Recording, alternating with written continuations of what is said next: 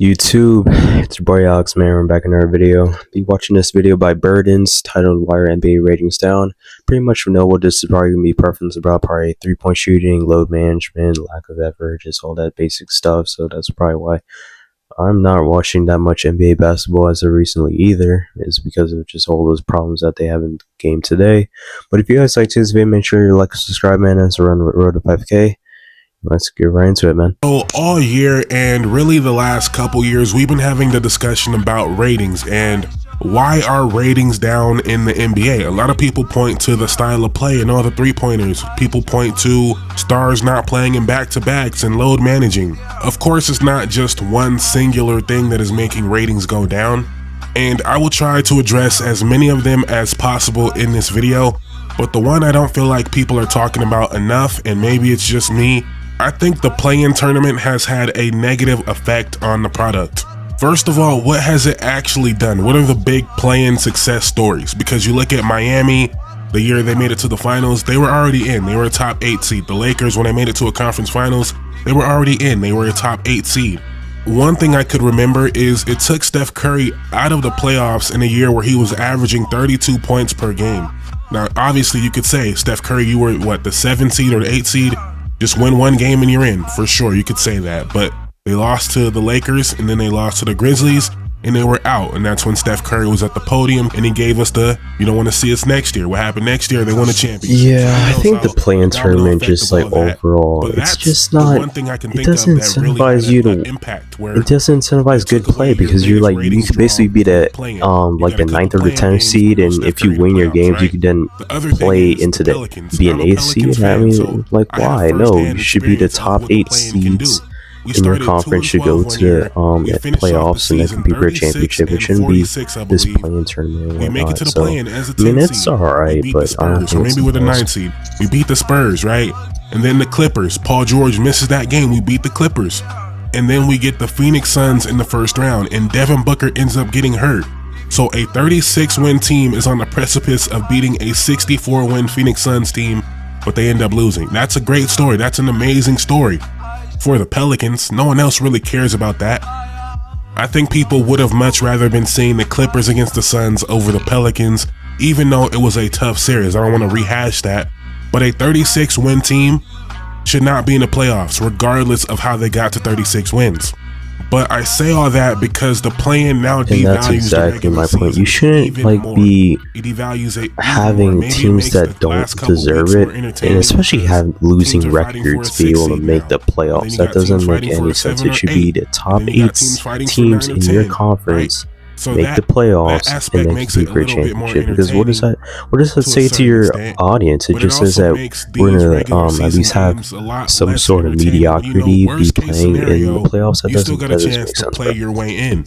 And I would say last year in the Western Conference, at least, it had more of a negative effect, right? It seemed like it was going to be leading up to this crescendo, but really it led to everyone just being complacent. We're in the top 10, right? Because you had the Warriors and Kings at 46 wins. You had the Lakers at 47, Pelicans, Suns at 49.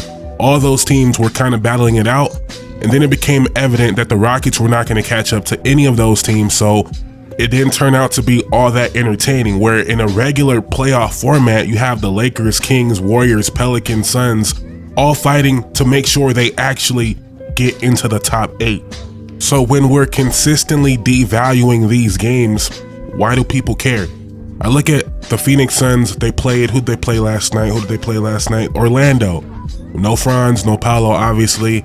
And they were just chilling out there. They're just chilling out there. They're now 12-11 on the year. And it doesn't matter because you know what? Worst case scenario, bro, I love when I'm seeing from Orlando though. They're just looking like they're showing some great strides, especially coming off that playoff run last year. I know they're hungry, you know, to make a deep playoff run, so I'm excited to see what they do this year. They're chilling. They're chilling. It don't matter. They're going to be in the play-in, and they got the best player in the world.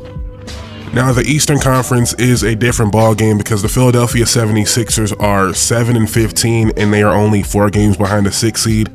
So it's a different equation. Nuggets laying down Jokic for real though. They need some depth or something.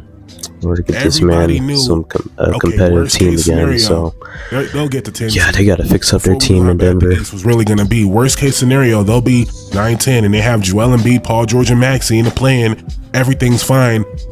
That just breeds disinterest, where why should I really care about these games when none of them seem to matter? In an 82-game season, which almost leaves basketball feeling like baseball, where nobody cares on a national level, but in the local markets, those teams are doing extremely well, which is how we're getting $250 million deals. Same thing in basketball, where I don't think anyone is keeping up nationally on the day-to-day of the Sacramento Kings or the Indiana Pacers or even the big market teams. It just doesn't feel important when there's 82 of these games and the players are showing us they don't really care about it on a night-to-night basis.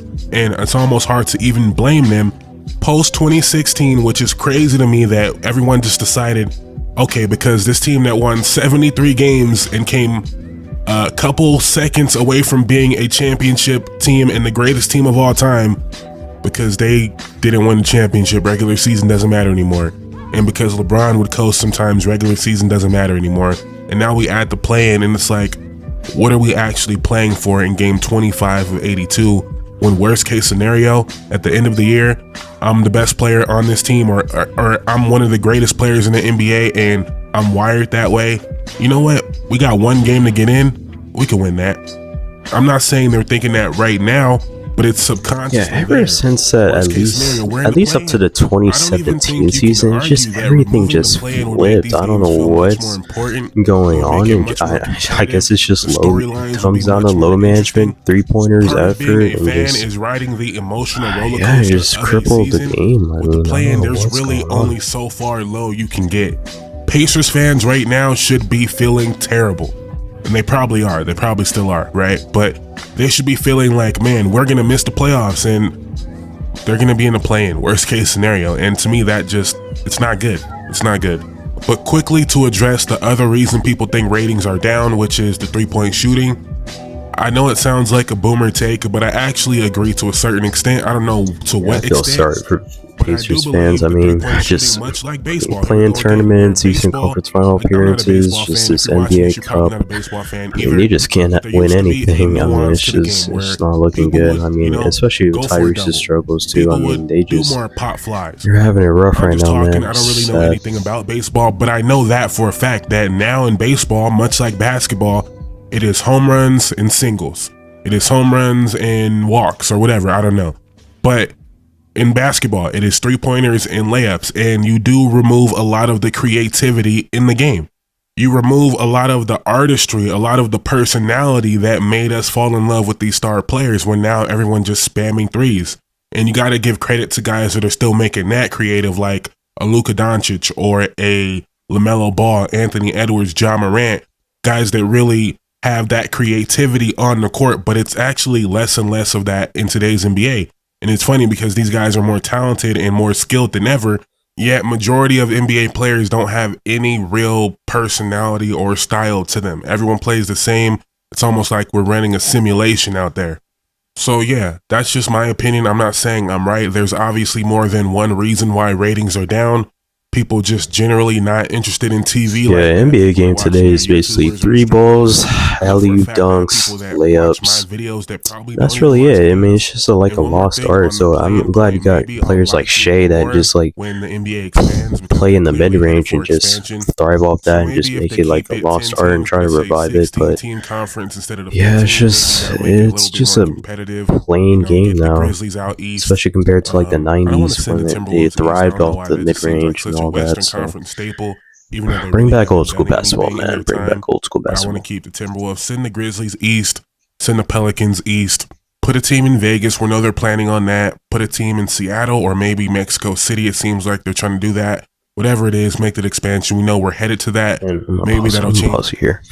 What they need to do, what they seriously need to do is they need to just remove the Eastern Conference, Western Conference, and then restructure the playoffs and just have it so that you can have at least top 16 teams play and just do like NCAA tournament style, and then you can make it the best of 7 games or best of 5 games or whatever you need to do. Just remove the conferences completely, because it just shows that if you have this play-in tournament and you're just promoting like the teams that are the 9th or the 10th seed, they can still get into the NBA playoffs as the 8th seed and still compete for a championship, in which that makes no sense to me. And so you just need to just remove the conferences completely. So that's what I think. My perception on the play-in a little bit. But yeah, I think the play-in is the biggest thing that no one really talks about that changed the really competitiveness of a lot of these games. A lot of teams are complacent with being in the play-in. So, yeah, those are my thoughts on why NBA ratings are down. If you have any other theories or ideas to why that might be, let me know in the comments down below. Thank you guys so much for watching. Please like, comment, subscribe. It will mean the world to me. Alright, man. That was a great video by Burdens. I mean, it really just sheds light to the real issues in today's NBA. But if you guys like this video, make sure to like and subscribe down below as we're on the road to 5K. I'll see you next one. Alright, peace out, man.